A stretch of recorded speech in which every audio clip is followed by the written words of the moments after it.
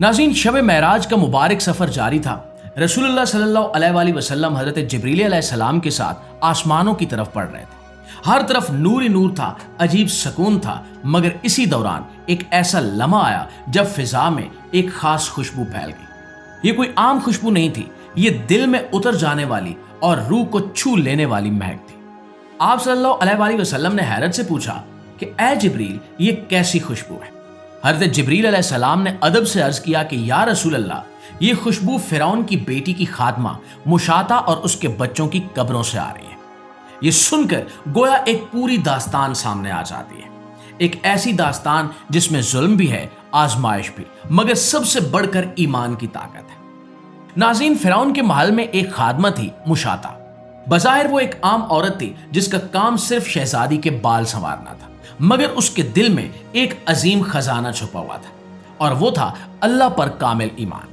वो फिरौन के महल में रहते हुए उसके बातिल दावों को कभी नहीं मानती थी। वो जानती थी कि असल रब सिर्फ अल्लाह है, चाहे दुनिया कुछ भी कहे। एक दिन का वाक़या है कि वो हस्बे मामूल फिरौन की बेटी के बाल संवार रही थी।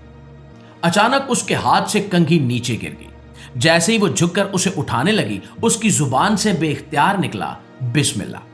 अब बज़ाहिर ये एक छोटा सा जुमला था, मगर इसके असरात बहुत बड़े होने वाले थे। फिरौन की बेटी चौंक गई।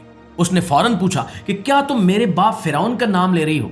मुशाता ने बगैर किसी हिचकिचाहट के जवाब दिया कि नहीं, मैं उस अल्लाह का नाम ले रही हूं जो मेरा भी रब है और तुम्हारे बाप का भी रब है।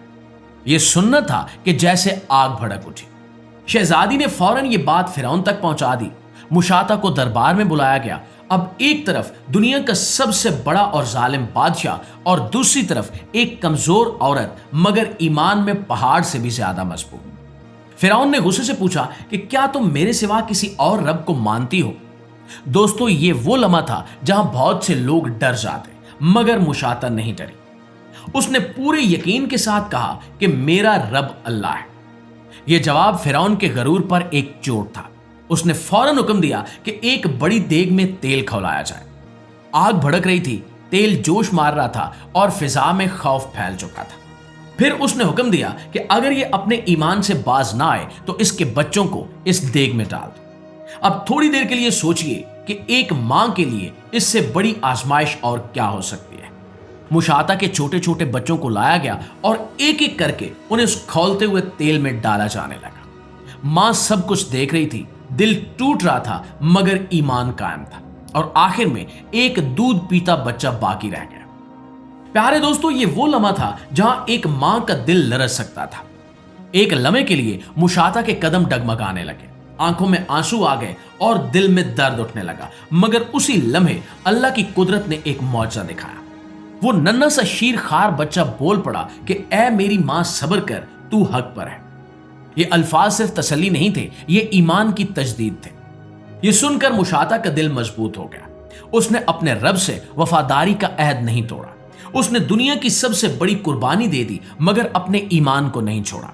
और फिर वो अपने बच्चों के साथ अल्लाह की राह में शहीद हो गए। वक्त गुजर गया, फिरौन का जालिम दौर खत्म हो गया, मगर मुशाता की कुर्बानी बाकी रह गई।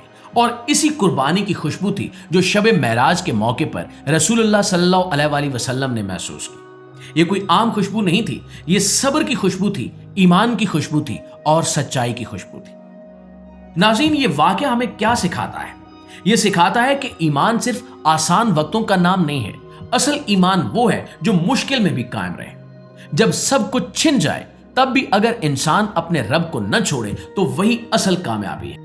याद रखिए कि दुनिया का हर जुल्म वक्ती है, मगर अल्लाह के लिए दी गई कुर्बानी हमेशा बाकी रहती है, और कभी कभी वो कुर्बानी खुशबू बनकर आसमानों तक भी पहुंच जाती है। जी तो मुआज़िज़ दोस्तों, ये थी हमारी एक छोटी सी वीडियो, लेकिन इस हवाले से आपकी राय क्या कहती है कमेंट में हमें जरूर बताइएगा। और अगर ये वीडियो आपको अच्छी लगी है, आपके इल्म में इजाफे और ईमान में ताजगी का बायस बनी है, तो हमारी इस कोशिश को सिर्फ एक लाइक और एक शेयर जरूर दीजिएगा। इंशाल्लाह आपकी खिदमत में हाजिर होते हैं एक नई वीडियो के साथ। तब तक अपना ढेर सारा ख्याल रखिए। अल्लाह ने के बाद।